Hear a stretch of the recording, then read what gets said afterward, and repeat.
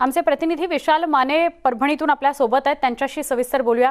विशाल, एका बाजूला महाविकास आघाडी सरकारमधले तिन्ही पक्षांचे प्रतिनिधी एकत्र एका व्यासपीठावर आले की असं चित्र निर्माण करायचं किंवा असं बोलून दाखवायचं की आम्ही तिन्ही पक्ष एक आहोत, सरकार म्हणून आम्ही एक आहोत, आमच्यात कुठलंही वितुष्ट नाही। परभणीत मात्र बंडू जाधव जे म्हणाले त्यांनी अनेक गोष्टी उघड होतात। नक्कीच परभणी जिल्ह्याची राजकीय पार्श्वभूमी जर आपण पाहिलं तर जिल्ह्यामध्ये राष्ट्रवादी काँग्रेस आणि शिवसेना हे एकमेकाचे पारंपरिक प्रतिस्पर्धी आहेत। विशेष जर बघितलं तर मागच्या 2 लोकसभा निवडणुकांमध्ये बंडू जाधव यांच्या विरोधात राष्ट्रवादीकडून जे उमेदवार आले होते आणि त्या ज्या पद्धतीनं प्रचार यंत्रणा राबवण्यात आली दोन्ही पक्षांकडून, त्यामुळे हे वितुष्ट कुठेतरी वाढत गेलं। स्थानिक स्वराज्य संस्थांमध्ये राष्ट्रवादी काँग्रेस प्राबल्य आतापर्यंत राहिलेलं आहे आणि लोकसभा आणि परभणीची जर विधानसभा आपण विचार केला तर यामध्ये शिवसेनेनं आपलं प्राबल्य मागील 25 ते 30 वर्षापासून कायम ठेवलेलं आहे आणि त्यामुळेच या दोन्ही पक्षांमध्ये एक राजकीय प्रतिस्पर्धा प्रत्येक वेळी जाणवते। परंतु राज्यामध्ये महाविकास आघाडी सरकारची स्थापना झाल्यानंतर मात्र यांच्यामधील वितुष्ट काही प्रमाणामध्ये शमलं होतं, असं चित्र निर्माण झालं होतं। परंतु आता खासदार बंडू जाधव यांचं जे स्टेटमेंट आहे त्यानंतर पुन्हा एकदा यांच्यामधील सुदूरसुरी पुढे आलेले आहे, सर्व काही अलबेलं नाही, हे पुन्हा एकदा अधोरेखित झालेलं आहे। खासदार बंडू जाधव हे जालना येथील एका कार्यक्रमामध्ये त्यांनी हे वक्तव्य केलंय आणि त्या वक्तव्यानंतर राष्ट्रवादी काँग्रेसकडूनही त्याच्या विरोधामध्ये बोललं जाऊ लागलेलं आहे। राष्ट्रवादी काँग्रेसनं या वक्तव्याचा निषेध केला आहे। राष्ट्रवादी काँग्रेसच्या प्रदेश पातळीवरील नेत्याविषयी अशा पद्धतीनं बोलल्या जात आहे, त्यामुळे निषेध व्यक्त केला जाते। परंतु याची जर पार्श्वभूमी जर आपण पाहिली तर जिल्ह्यातील स्थानिक राजकारण जे आहे विशाल, जसं स्थानिक विशाल त्या पार्श्वभूमीविषयी जाणून घेते आपल्याकडून। मात्र राष्ट्रवादी काँग्रेसचे जिल्हाध्यक्ष किरण सोनटक्के आपल्या सोबत आहेत। किरणजी, शिवसेनेच्या खासदाराने अशा प्रकारचं वक्तव्य करणं हे कितपत योग्य आहे? सर्वप्रथम परभणीचे खासदार बंडू जाधव यांनी जे वक्तव्य केलंय, आमच्या ओबीसीचे असणारे आमची अस्मिता माननीय छगन भुजबळ साहेब यांच्या विरोधात जे स्टेटमेंट केलंय त्या स्टेटमेंट बद्दल, त्याचबरोबर आमच्या राष्ट्रवादी पक्षाबद्दल जे ते बोललेत त्याबद्दल मी या खासदार साहेबांचा आज या ठिकाणी तीव्र निषेध या ठिकाणी व्यक्त करतो। कारण आज आमचे ओबीसीचे नेते त्यांच्याबद्दल असं बोलणं खासदार साहेबांनी हे 100% चुकीचं आहे। कारण आम्ही सर्वजण आता एकत्र आहोत। नाही किरणजी, एक्झॅक्टली ओबीसीचे नेते म्हणून वक्तव्य नव्हे तर सरकारमध्ये तुम्ही तिघही एकत्र असताना अशा प्रकारे तुम्हा 2 पक्षांमध्ये काही अलबेल नाही हे स्पष्ट दाखवताय ना तुम्ही सामान्यांना। आमच्याकडं वरिष्ठ पातळीवर काही अडचण नाहीये आणि जिल्ह्यामध्ये फारशी अडचण नाहीये। अडचण काय आहे खासदार साहेबांच्या आम्हाला कळायला मार्ग नाहीये। कारण मागच्या वेळेस पालकमंत्री साहेबांच्या विरोधात त्यांनी स्टेटमेंट केलं होतं, आता ते आमच्या भुजबळ साहेबाबद्दल बोलतात, पक्षाबद्दल बोलतात। कालचा जो जिल्हाधिकाऱ्यांचा बदलीचा जो विषय होता, आमच्या सगळ्या आपल्या तिन्ही म्हणजे महाआघाडीचे जे प्रमुख आहेत, आमचे मुख्यमंत्री माननीय उद्धव साहेबांना दिलेला प्रत्येक आदेश हे आम्हाला शिरसावंदी आहे, आम्ही तो मानतो आणि आम्हाला तो मान्य असतो। आम्ही कधी त्या गोष्टीला विरोध करत नाही। किरणजी, महाराष्ट्रभरात अशी वेगवेगळी छोटी कारणं पुरतायत, पण मूळ मुद्दा हा आहे की फक्त सत्तेसाठी तुम्ही 3 वेगवेगळ्या विचारधारेचे पक्ष एकत्र आलायत आणि म्हणून तुम्हाला एकमेकांसोबत टिकवावं लागतंय, अशा चर्चा सुरू झाल्यात।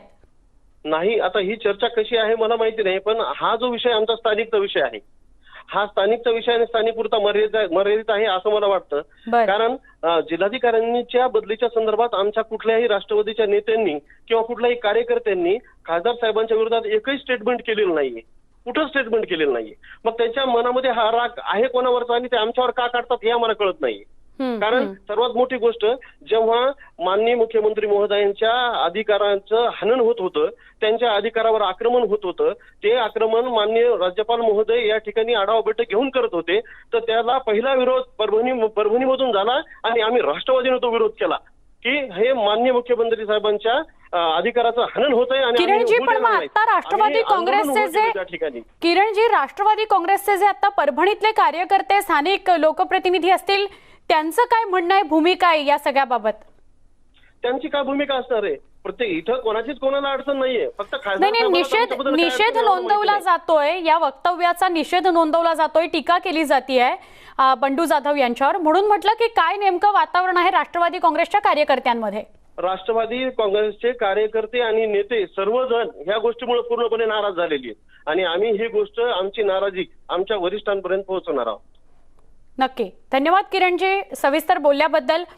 परभणीचे राष्ट्रवादी काँग्रेसचे जिल्हाध्यक्ष किरण सोनटक्के आपल्या सोबत होते. हे जे काही वक्तव्य बंडू जाधव यांनी केलेलं आहे आमच्या ओबीसी नेत्याबद्दल, आमच्या राष्ट्रवादी काँग्रेस पक्षाबद्दल, ते काही योग्य नाही असं विधान त्यांनी केलंय. कुठल्या तरी गैरसमजातून हे विधान बंडू जाधव यांनी केलेलं आहे. त्याचा तीव्र शब्दामध्ये आम्ही निषेध करतो असं किरण सोनटक्के म्हणालेले आहेत. त्याचबरोबर आमचे परभणीतले सगळे लोकप्रतिनिधी किंवा कार्यकर्ते आम्ही आमच्या वरिष्ठांपर्यंत म्हणजे राष्ट्रवादी काँग्रेसच्या वरिष्ठांपर्यंत ही बाब पोहोचवणार आहोत की बंडू जाधव खासदार असून जे काही बोललेले आहेत ते काही वक्तव्य शोभनीय नाही.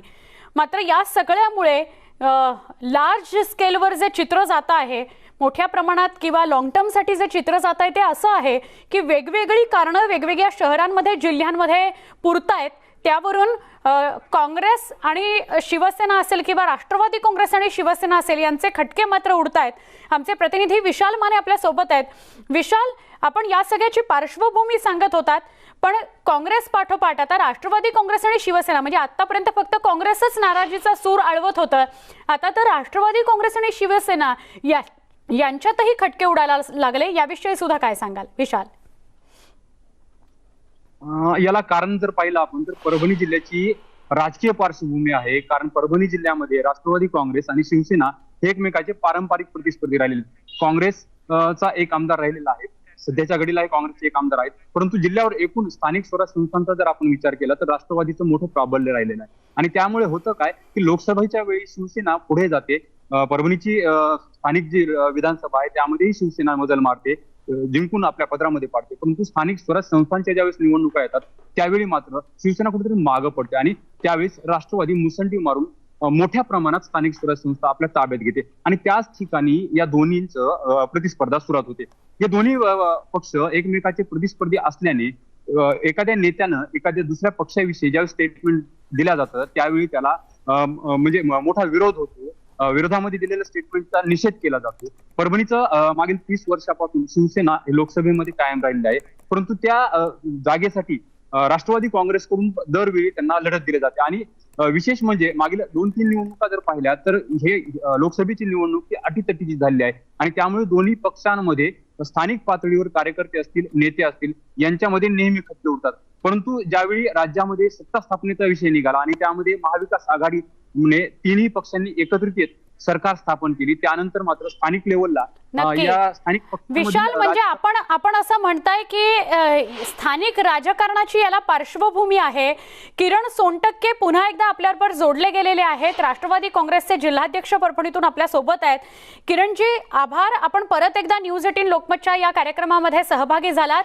किरणजी, जसं आमचे प्रतिनिधी विशाल माने आता सांगत होते की या सगळ्या वादांना किंवा परभणीमध्ये हा काही खटका उडालेला आहे त्याला ही पण पार्श्वभूमी आहे की शिवसेना आणि राष्ट्रवादी काँग्रेस हे कायमच एकमेकांचे प्रतिस्पर्धी परभणीमध्ये राहिलेले आहेत. आता मात्र महाविकास आघाडीमध्ये हे 3 पक्ष मिळून एकत्र सरकार झालेलं आहे. आपण याच्याशी सहमत आहात? माझं काय मत आहे की आज समजा आम्ही 3 पक्ष एकत्र येऊन आम्ही या ठिकाणी काम सुरू केलेलं आहे आणि स्थानिकचा प्रश्न कधी निर्माण होतो, स्थानिक इलेक्शन जेव्हा लागतात तेव्हा स्थानिकचा वाद किंवा स्थानिकचा जे विचारांना विरोध असतो तो त्या ठिकाणी उफाळून येत असतो. आज रोजी कुठलेही इलेक्शन्स या ठिकाणी लागलेले नाहीयेत, आज कुठल्याही निवडणुका या ठिकाणी नाहीत, मग त्यामुळे आता वाद व्हायचा काही प्रश्नच नाहीये. आणि इलेक्शन्स नसताना असा कोणताही वाद कधीच राष्ट्रवादी काँग्रेस पक्षानं कधीच उभा केलेला नाहीये. आम्ही कधीच शिवसेनेचे आमदार असतील, शिवसेनेचे खासदार असतील यांच्यासोबत आमचा कुठल्याही पातळीवर कधीच वाद झालेला नाहीये. फक्त प्रश्न हा खासदार साहेबांचा आहे. खासदार साहेब वारंवार नाही वारंवार असं आपण का म्हणताय? या आधी सुद्धा असं काही झालं होतं किरणजी? आदरणीय आपले आमचे पालकमंत्री नवाब मलिक साहेब यांच्या विरोधात स्टेटमेंट केलं होतं खासदार साहेबांनी, त्यांच्या विरोधात इथं आंदोलन केलं होतं. बरं, परभणीमध्ये. आपण घटक पक्षामध्ये आहोत, तुमच्या मागण्या तुम्ही डायरेक्ट नेत्यांना भेटून मंजूर करून घेऊ शकता आणि आदरणीय उद्धव साहेबांचे आम्हाला आदेश आम्हालाही मंजूर आहेत, आम्हालाही मान्य आहेत. नक्की. किरणजी, मी आपल्याला विनंती करेन की आपण असेच सोबत राहा. आपल्याबरोबर आता राजेश विटेकर जोडले गेलेले आहेत, लोकसभा निवडणुकीतील राष्ट्रवादी काँग्रेसचा उमेदवार राजेश विटेकर. राजेशजी, या सगळ्या बाबत आता तुम्ही काय सांगाल? कारण खासदार बंडू जाधव यांनी राष्ट्रवादी काँग्रेस संदर्भात आणि छगन भुजबळांसंदर्भात वक्तव्य केलेलं आहे. आदरणीय छगन भुजबळ साहेब हे आमचे पक्षाचे वरिष्ठ नेते आहेत आणि त्यांच्या प्रती जे त्यांनी वक्तव्य केलेले आहे अत्यंत निषेधार्ह आहे. पक्षाला बुडवायची त्यांची जी भाषा आहे ही आतापर्यंत कधीच न झालेली घटना आहे आणि पक्षाला संपवायचा, एका पक्षाला संपवायचा प्रयत्न किंवा एका पक्षाला संपवण्यासाठी जर कोणी भाषा करीत असेल तर राष्ट्रवादी काँग्रेस कदापि अशा भाषेला त्या ठिकाणी खपवून घेणार नाहीये. त्यांनी तुमचं मानसिक संतुलन व्यवस्थित ठेवायला पाहिजे आणि बोलायला पाहिजे. कशामुळे बोलले, काय बोलले हे आम्हालाही कळायला मार्ग नाहीये. पण काल ती क्लिप आली, क्लिप आल्यानंतर आम्ही पाहिल्याच्या नंतर आम्ही सुद्धा अचंबित झालो किंवा खासदार कशासाठी असं बोलले असतील.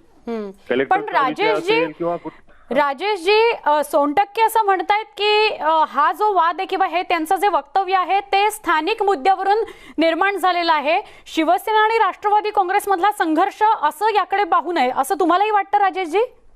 आता लोकसभेला त्यांच्या विरोधात राष्ट्रवादी काँग्रेस पक्ष होता आणि त्यावेळेस आम्ही त्यांना चांगल्या पद्धतीनं फाईट दिलेली आहे. कदाचित ते राष्ट्रवादी काँग्रेसला टार्गेट करत असतील, त्याचाही विषय असू शकतो.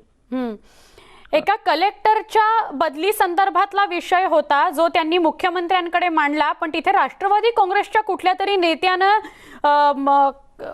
मुख्यमंत्र्यांपर्यंत काही गोष्टी पोहोचवल्या आणि त्यामुळे मग म्हणजे हा विषय होता किंवा हा मुद्दा होता ज्याच्यावरून त्यांनी हे वक्तव्य केलं असं सुद्धा या व्हिडिओ क्लिपमध्ये आहे. राजेश, नाही, राष्ट्रवादी काँग्रेस पक्षाची कुठलीही भूमिका नव्हती कलेक्टरच्या विषयी.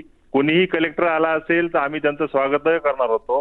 IAS असेल किंवा प्रमोटी असेल, कलेक्टर आल्यानंतर त्यांचं काम ते करणारच आहेत. कोणी असेल आम्ही त्यांचं स्वागतच केलं असतं. राष्ट्रवादी काँग्रेस पक्षाच्या काही याच्यामध्ये रोल नाहीये कुठलाही.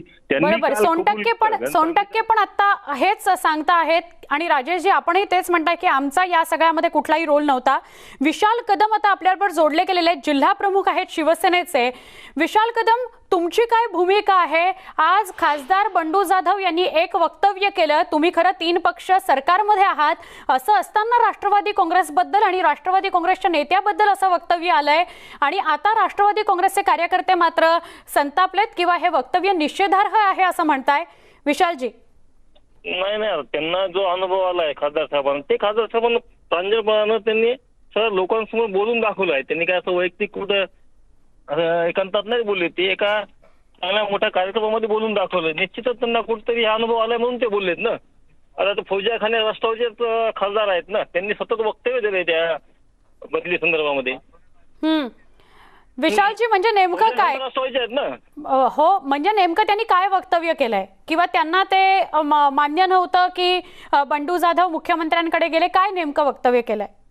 नाही, मुख्यमंत्र्याकडे गेले म्हणून त्यांनी फक्त त्यांच्या एका IAS ऑफिसरची मागणी केली होती. त्यांनी आता कोणी येऊ, बघा IAS ऑफिसर येणार आहे, त्यांना जनतेची कामं करावं लागणार. फक्त त्यांनी एक शिफारस केली होती की आम्हाला हे द्या, ते नाही तर हे आल्या. नाही, पण अशा गोष्टी विशालजी घडत असतात ना. यावरून राष्ट्रवादी काँग्रेसच्या नेत्याविषयी बोलणं, तुम्ही सगळे एकत्र सत्तेत असताना असं एखाद्या नेत्याविषयी बोलणं याने चुकीचा मेसेज जातो असं नाही वाटत विशालजी? नाही, चुकीचं काय, त्यांनी बोलल्याच ना त्याविषयी त्या. बरं, धन्यवाद विशालजी, आपण सविस्तर बोललात त्याबद्दल. आपल्याबरोबर सोनटक्के होते. सोनटक्के, आपले सुद्धा आभार. आपल्याबरोबर राष्ट्रवादी काँग्रेसचे प्रतिनिधी होते आणि शिवसेनेचे प्रतिनिधी होते, दोघांचेही आभार. विशाल, आपलेही आभार. एक छोटासा ब्रेक, लगेच भेटू. पहा फक्त न्यूज 18 लोकमत.